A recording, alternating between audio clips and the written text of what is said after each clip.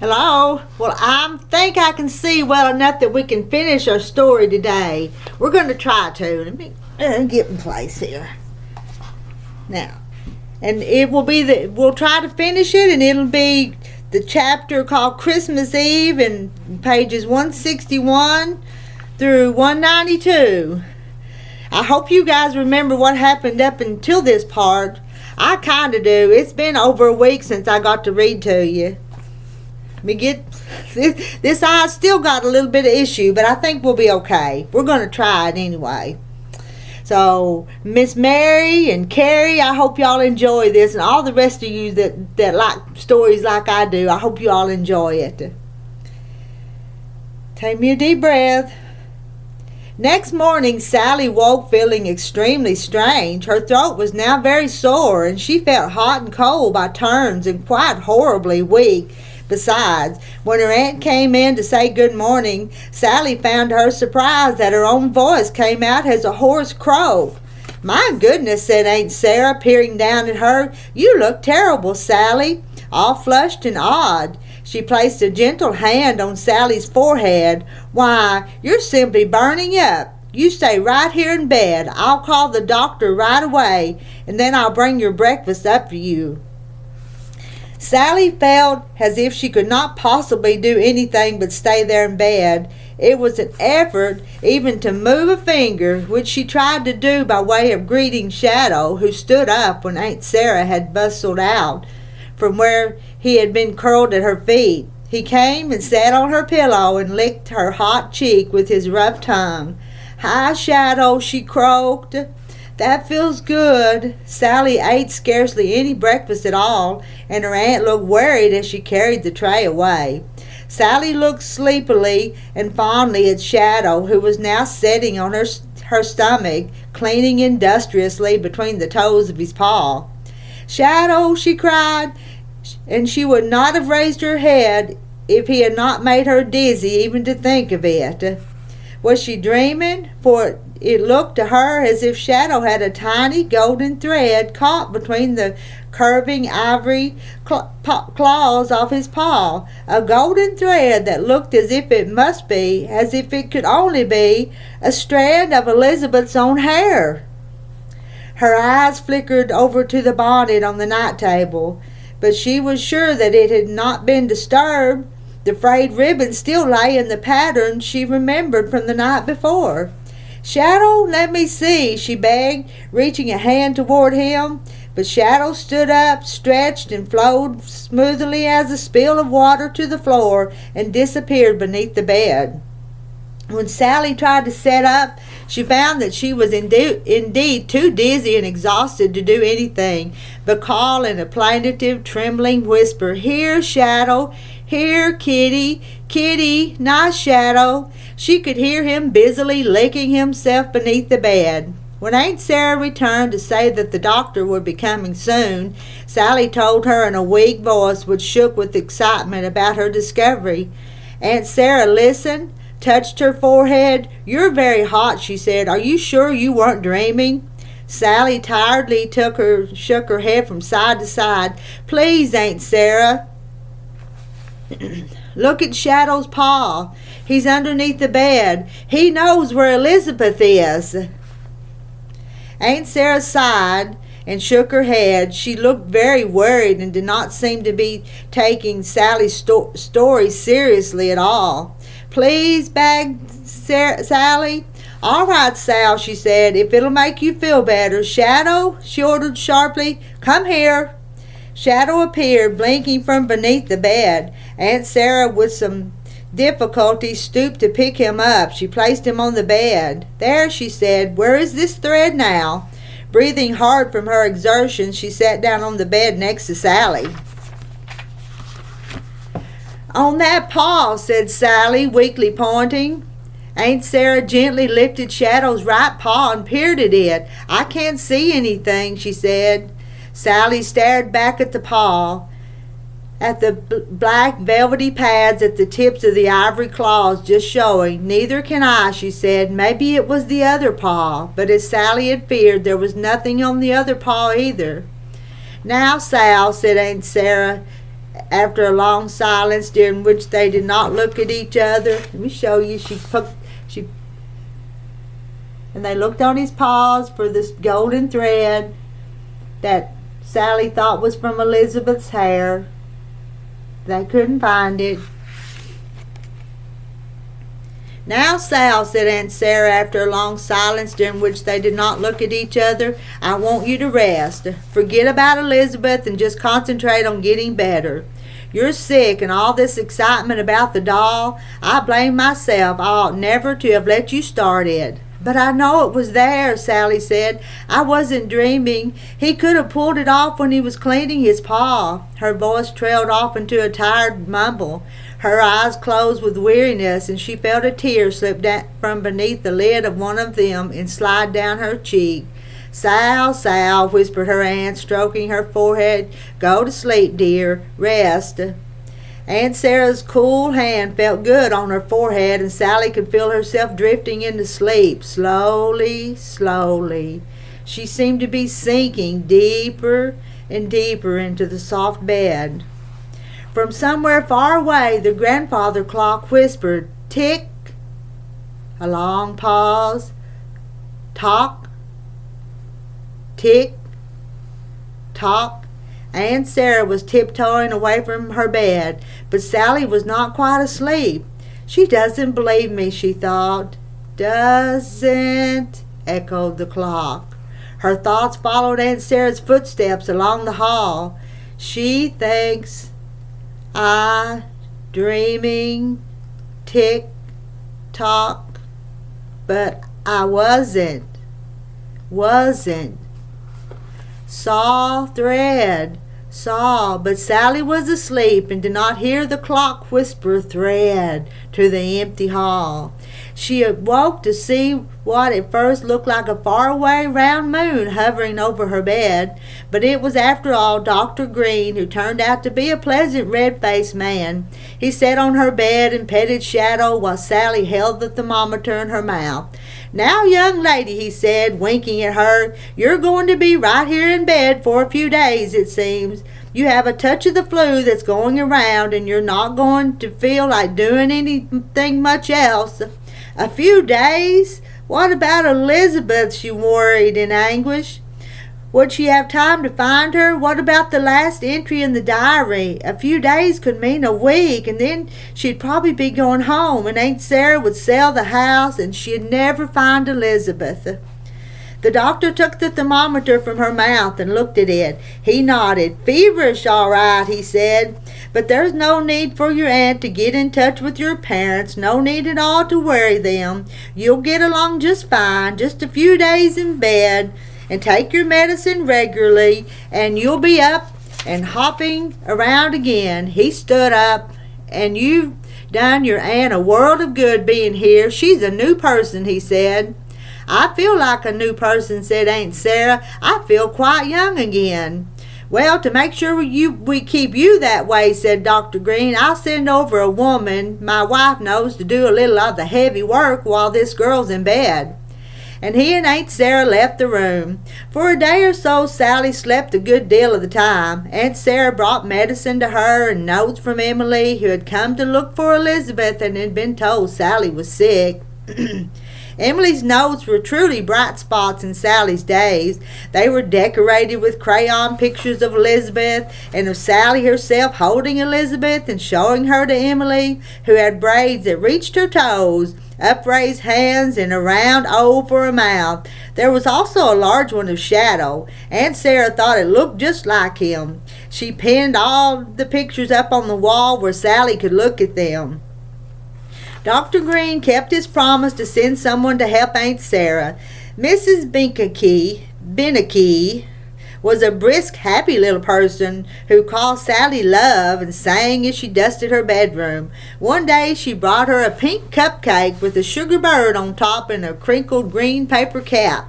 When Sally grew a little stronger and was able to sit up, Aunt Sarah brought her books to read and paper dolls to cut out. Sometimes they just talked together, mostly about California, which Sally had never seen. Aunt Sarah told her about the palm trees that grew along the street where she lived. Sometimes, she said, when you're walking along, a date will fall right on your head. And she could pick oranges and bananas from trees in her backyard. I just reach out the window in the morning, said Aunt Sarah. You must like California a lot, said Sally rather wistfully. It's a very interesting place to live, agreed Aunt Sarah. I suppose you want to go back as soon as you can, said Sally. Well, I only came here to sell the house. I wonder, said Sally, if another girl will live here. Oh, I don't think so, said Aunt Sarah. It's the apartment owners who are interested in buying the house for expansion. Expansion? Asked Sally. The word felt strange to her tongue. She didn't like the way it felt at all. What do you mean? Well, they want to make the apartment buildings larger, you see. You mean, cried Sally, they'd tear the house down? I'm afraid so, said Aunt Sarah. Sally's lips began to tremble and her eyes filled with tears. Why, Sally, said her aunt, taking her hand, do you like this old house so much? Sally gulped and nodded. I wish you didn't have to sell it, she whispered, but her aunt only patted her head and said nothing. Then one day Emily was allowed to come in and sit by her bed in the little blue chair, and they talked about everything. About Elizabeth and Emily's little brother Richard, who was only a baby. I take care of him, said Emily proudly, and Sally told her about Bub and how funny he was. Aunt Sarah, to her delight, brought up the little tea set, including the broken-handled cup, and they had a tea party like the one in the long-ago garden with sugar water for tea. Emily said that when Sally was better, her mother wanted her to come over to her house and play, and then she could see Richard, and they made plans to visit each other after Sally had gone home. But I won't be staying here, said Sally unhappily, looking around the pretty room and thinking how much she had grown to love it. She told Emily about how the house would be torn down. They can't do that, gasped Emily, and her eyes filled with tears just as Sally's had. But don't worry, she said kindly at last, wiping her eyes. We'll play at my house. We'll play with Elizabeth.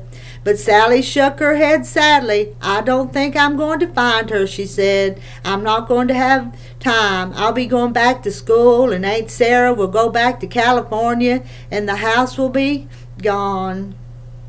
Oh, but you will find her, cried Emily, looking up at the picture. I just know you will. I feel awful if you didn't. So would I, Sally agreed. But at last the day came when she was well enough to get out of bed and go downstairs for breakfast. It's so good to have you up and about, said her aunt, smiling at her. It's good to be up, said Sally. Then, Aunt Sarah, she said, do you think I could go up to the attic today? Her aunt said nothing for a time. She seemed to be thinking. She looked closely at Sally. I don't know, she said at last. I thought perhaps you ought to play outside.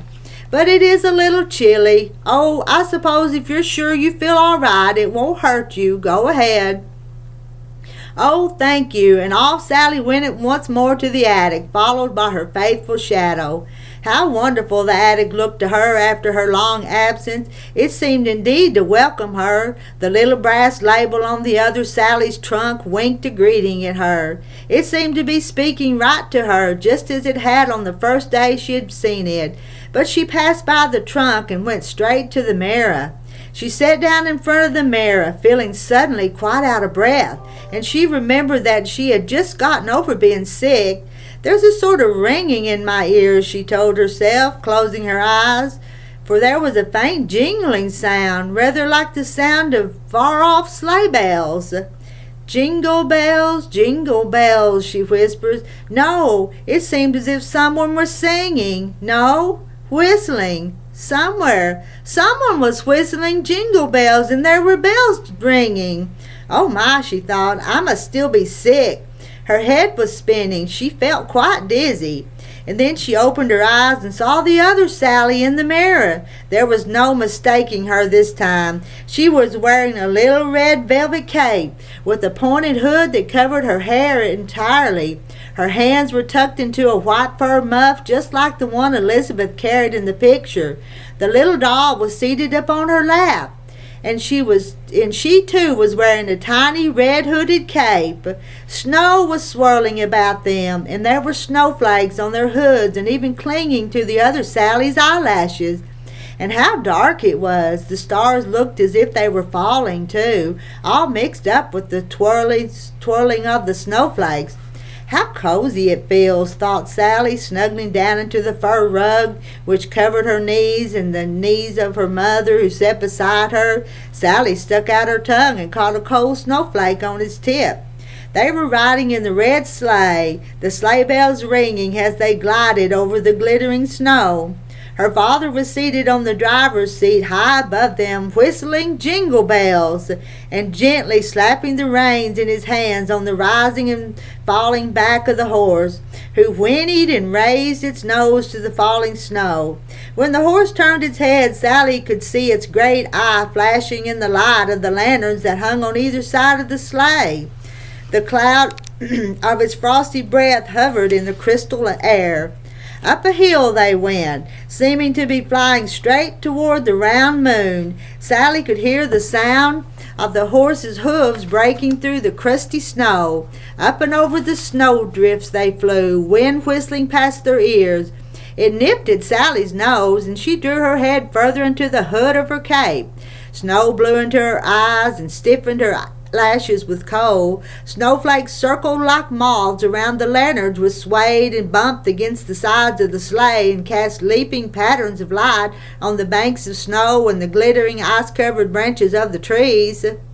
The branches struck a frosty music from the air above them, and Sally reached up and broke a twig from a low-hanging branch as they sped along the lighted windows of farmhouses, past the schoolhouse and the reaching spire of the church, with the silver moon caught on its tip.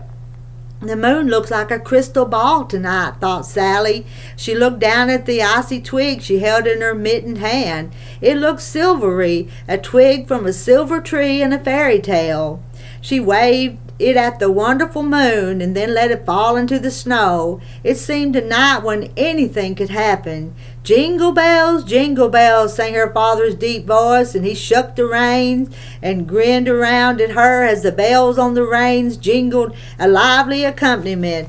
Careful, John, cried her mother in a worried voice. We're going very fast. Whoa, said her father at last, standing up, the rug which covered his knees slipping over the edge of the seat as he did so. Sally reached up and caught the edge of the rug and looked up at him. Here, she asked. Right about here, I reckon, said her father, peering about. Sally could see that they had stopped at the edge of a forest. Her father threw the reins over the seat and jumped out into the snow. Ah, there she is, he said, lifting one of the lanterns from the sleigh and holding it so that Sally and her mother could see the fir tree, which lay on its side almost buried in the snow. Perkins and I cut it this afternoon, he said proudly. Couldn't bring it back then with all the wood we were carrying, but there it is, the biggest Christmas tree in the whole forest. Oh, it is, breathed Sally as she moved to look down at it. Her hood fell back from her hair. She didn't notice it until her mother reached over and pulled it up. It must be the biggest tree in the world. Will it fit into the parlor? Asked her mother. Have to make the parlor bigger if it doesn't, said Sally's father. And accompanied by some good-natured grunting and groaning and a few more bars of jingle bells, he stood the tree up, shook some of the snow from its branches, and hoisted it up onto the back of the sleigh. With some help from Sally and her mother, he secured it there with ropes. And back they drove through the frosted air, over the moon-sparkled drifts, the lovely piney smell accompanying them all the way and reminding them, though they hardly needed a reminder, that this was indeed Christmas Eve. The church bells were chiming as they passed the little white church once more. Light streamed out onto the snow from its doorway. Other sleighs passed them. "Merry Christmas!" called the people. The fluttering ends of the shawls and scarfs in which they were wrapped waved gaily as they drove by. "Merry Christmas!" they shouted in return. Patience went by with her family in their sleigh, muffled to her ears in a yellow shawl that glinted in the moonlight.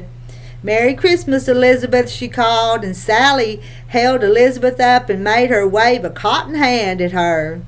The tree was dragged into the house at last, along with a good deal of snow, which Sally's mother did her very best to seem stern about. Rather unsuccessfully, too, for she was as excited as any of them. They stood the tree up in the corner of the parlor next to the melodeon, which made a continuous tinkling comment upon the proceeding as they worked. The tree fit exactly, its tip just brushing the ceiling of the room. "It's beautiful," said Sally. "Twee!" cried little Bub, and they had to hold him back, for he rushed at it as if he meant to push it over, if possible, just for the fun of seeing it raised again to the ceiling. Mrs. Perkins caught him just in time. "Little dear," she cried, kissing him, "the little dear." Aunt Tryphony vowed she had never seen such a tree in all her 95 years. "And I even doubt," she said, "that my dear papa, who once spoke to Mr. Washington, saw such a tree. Mr. Washington himself may not even have been so fortunate." "Put your apron on, Sally," said her mother, "to keep your dress clean." And Sally ran to the kitchen to get her white apron with the borders of lace. Mrs. Niminy Piminy, to everyone's surprise, for they would have believed her too dignified for such behavior, tried to climb up the tree, and like Bub, had to be restrained. Her grown-up kittens behaved much better, sitting in a line, blinking in astonishment as the tree was being decorated. There were strings of popcorn and cranberries. Sally had made them with Bub's help during many evenings at the kitchen table, and cotton-whiskered Santas and beautiful shining balls of red and gold and green glass. There were swans and birds with feathered tails and angel hair and tinsel and tiny red candles in silver holders. When it was all done at last, everyone stood back to admire it. Sally, holding Elizabeth in her arms, was looking especially hard at the top of the tree. Then she looked down at Elizabeth, smiled, and hugged her. "We need a Christmas angel," she said, pointing at the top of the tree. "Elizabeth could be our angel." And indeed, Elizabeth, her feet flying as Sally lifted her, looked as if she were already winging her way to the topmost branch of the tree. "Angle!" cried Bub, clapping his chubby hands. They all looked fondly at Elizabeth and nodded. "She'll make a dear little angel," agreed Mrs. Perkins. Aunt Tryphony could be heard to murmur something about Mr. Washington and Christmas angels. "I'll bring the ladder back," said Father. And he did. He helped Sally climb almost to the very top of the ladder. Then he handed Elizabeth up to her. Up here, Sally could smell the piney smell of Christmas, which is like nothing else in the world. She felt quite delightfully faint with it. Let me show you the picture. She's climbing up to put Elizabeth on the top of the Christmas tree to be the Christmas tree angel.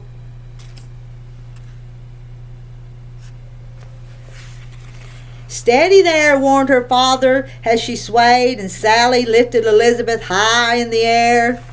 "Here's some string," said her father. "Can you tie her to the peak?" Sally took the string and gently tied Elizabeth to the top of the glittering tree and blew a kiss to her. Sally came down again and they all stood looking up at Elizabeth. "She's the most beautiful angel in the world," said Sally. "Indeed she is. Dear little thing." "Fing, fing," Tom said looking up longingly at his friend. "He wants to be up there with her," said Sally. Her mother said he better not try to get there. Then, with Sally's mother playing the melodeon, they all sang Christmas carols, Jingle Bells, and Hark the Herald Angels Sing, and last of all, Silent Night.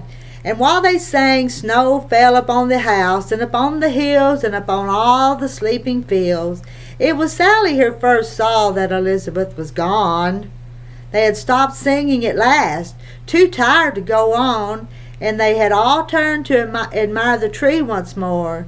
Sally, of course, looked for Elizabeth first of all. "Mama!" she cried. "Elizabeth! She's gone!" "Goodness!" cried her mother. "So she is." "Dear little thing," said Mrs. Perkins. "No doubt she's fallen." "But then where is she?" cried Sally, for she was looking all around the bottom of the tree and could not find her. "In among the branches, probably," said her father, bringing the ladder back once more. They searched and searched among the branches, but Elizabeth was nowhere to be found.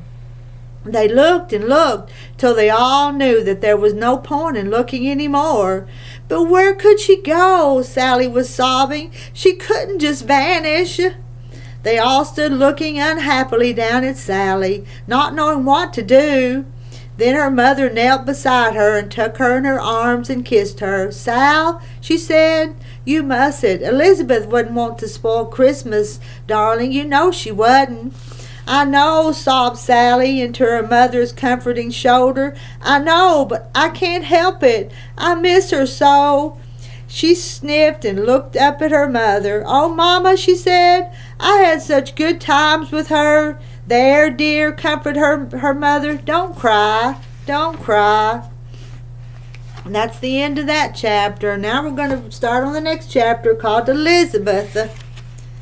"Don't cry, Sal, don't cry. There, dear." Sally looked up to find Aunt Sarah seated on the attic floor, holding her in her arms. "Sal, Sal, what's the matter, dear?" she was saying. "You've overtired yourself. I shouldn't have let you come up here." Sally rubbed at her eyes. "No," she said, "it's all right. I was crying about Elizabeth when the other Sally lost her." "There, dear, you were dreaming again," said Aunt Sarah, gently smoothing her hair back from her forehead. "No," said Sally, shaking her head. "No, it wasn't like a dream. It was just as if it were happening. And the other Sally had an apron like yours, like the one you had when you were a little girl."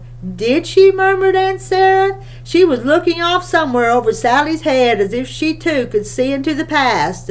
Sally gulped and nodded. She sat up slowly. "Where's Shadow?" she asked. "Up to his usual trick," said Aunt Sarah, pointing at him. "He was poking at something between the roof and the floor, poking and poking. Aren't cats funny?" "But they don't like to be laughed at," said Sally. "Well," said Aunt Sarah, "perhaps they don't mind so awfully much. Shadow looks like Mrs. Niminy Piminy, but he looks even more like Tom." "Oh, Tom," sighed Aunt Sarah. But Sally didn't hear her. She was remembering something. The bonnet found by Emily, the golden thread in Shadow's paw, and Tom sitting under the Christmas tree gazing up at his friend Elizabeth. Tom, who had carried Elizabeth in his mouth in the garden. What if, while they were singing, Elizabeth had fallen off the tree? What if Tom had still been sitting there, watching her? What would he have done if she had fallen to the floor? Her eyes flicked to Shadow, poking his paw into the space under the roof. What if Tom had taken Elizabeth in his mouth? What if, while they were singing, he had walked silently past them, up the stairs, and up more stairs? And what if the attic door had been open? Yes, what if Tom had been like Shadow? They were both cats, weren't they? Sally sat very straight. Her heart was pounding as she stared at Shadow. "What is it, Sally?" asked Aunt Sarah. But Sally didn't answer. She jumped to her feet and ran over to Shadow. "Shadow!" she cried. "What are you doing?" Shadow looked up at her, then went on poking with his paw. She could hear him growling low in his throat. "He's trying to get something out of there," she said. She knelt beside him, pushed him gently aside, and reached into the dark space. Her hands closed over something soft, something that made her fingertips tingle. She drew it out and held it up. "Elizabeth!" she cried. for it was indeed the little doll herself, muff, ruffled dress and all, dusty, rumpled, and rather dirty, but without any doubt whatsoever it was dear, dear old golden-haired, sweet-smiling Elizabeth. Tears were running down Sally's cheeks onto Elizabeth's head as she hugged her, and then hugged her again. "What is it, Sally? What's wrong?" cried her aunt. And she moved so suddenly that she knocked against the mirror in passing, and it fell and broke with a crash that reverberated through the attic. But her aunt ignored the mirror and hurried over to her. "Whatever is it, Sally?" she asked. Sally, laughing and crying all at once, wordlessly held the doll up to her. Aunt Sarah uttered a strange little cry of joy. She sat down on the floor. Tears ran down her wrinkled cheeks. "It is Elizabeth, Sal," she cried. "You've solved the mystery. How did you do it?" "Shadow was trying to get her out all the time," said Sally. He knew where Elizabeth was. He got the bonnet out, and there was a piece of her hair in his paw." She stroked his fur. "Oh, Shadow, you're wonderful." Shadow blinked and purred his happiness, and Sally told her aunt about the dream and how she had figured out what had happened. "Sal, this is just amazing," said her aunt. She was holding Elizabeth out and smiling at her just as if she knew her. "Well, old Elizabeth," she was saying, "we'll have to wash your dress and iron it, and then we'll brush your hair, and you'll be just like your old self. And of course," she added, handing the doll back to Sally, "she's yours." "She is," whispered Sally, looking down in wonder.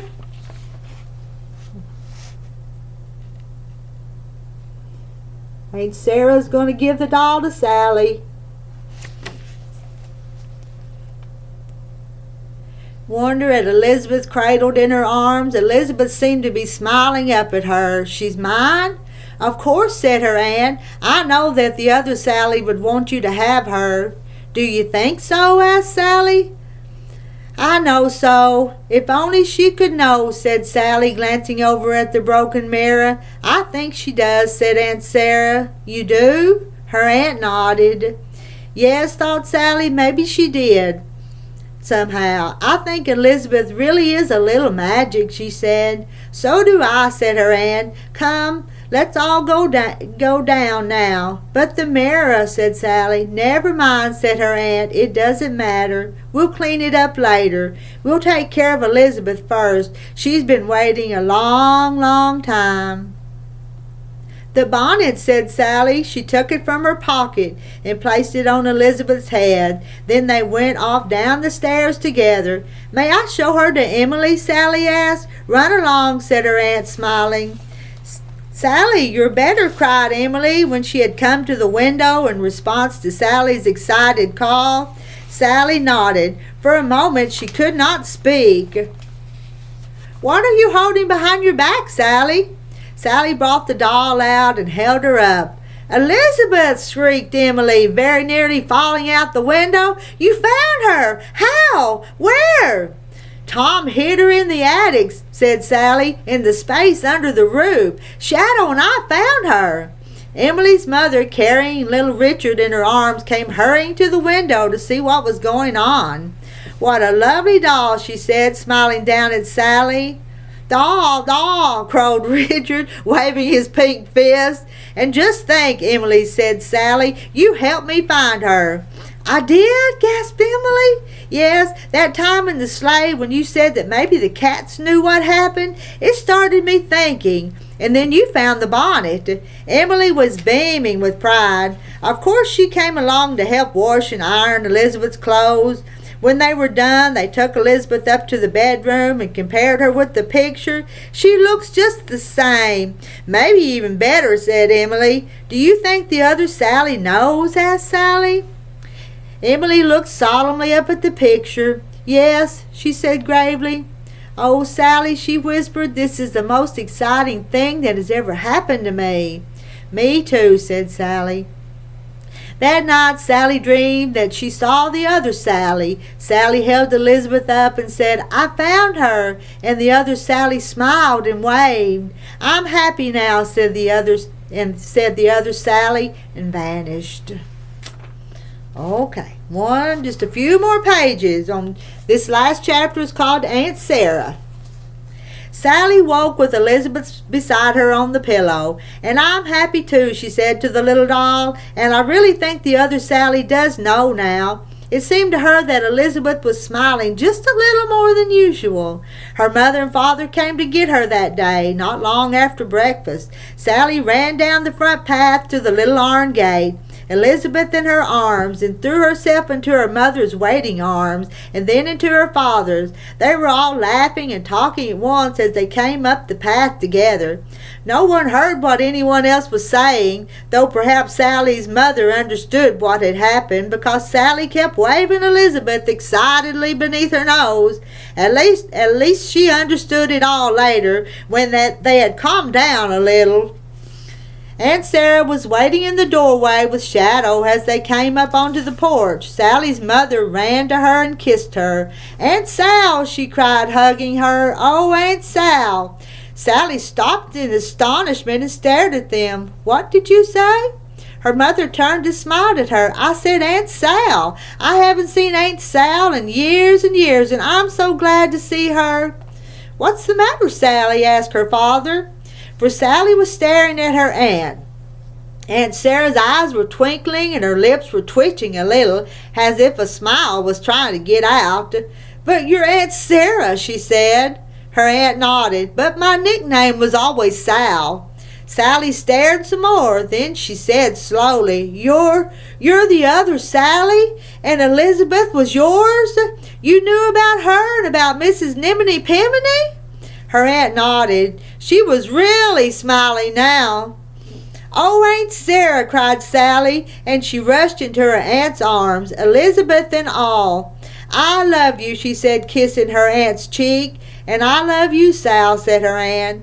"And I'd love to get inside," said her father, "if you two Sallys will let me by." They all went into the parlor and talked and talked. The melodeon, of course, joined in from time to time. "And so," said her father at last, "you'll be selling the old house and going back to California, will you? It looks to me as if Sally here is going to miss you." Aunt Sarah smiled and shook her head. "I've changed my mind." They all looked at her. "You see," she explained, looking down at her hands in her lap, "I really felt just terrible about selling this old place and having them tear it down, but there seemed to be no reason not to. But now there are lots of reasons," she said, looking fondly over at Sally. "I love this old house. I'm an old lady, and it's full of my memories. I'll come here every summer and go to California for the winter, if I feel like it. I'd like to have the garden fixed up, put all these shelves along the paths again, and have the house painted. Yes, I'm staying. That is, if Sally and Elizabeth will come to visit me from time to time." "Oh, Aunt Sarah," whispered Sally, and her eyes were shining with what might have been tears. "I'm so glad. I can't wait to tell Emily." And will you come?" asked her aunt. "Oh, yes," cried Sally. "Yes, we will." And they did. And that's the end. We finished Magic Elizabeth, and I'm sorry it took me that week off with this eye problem to get it read to you, but it was a good book and I enjoyed it. I'll see y'all later. Good night.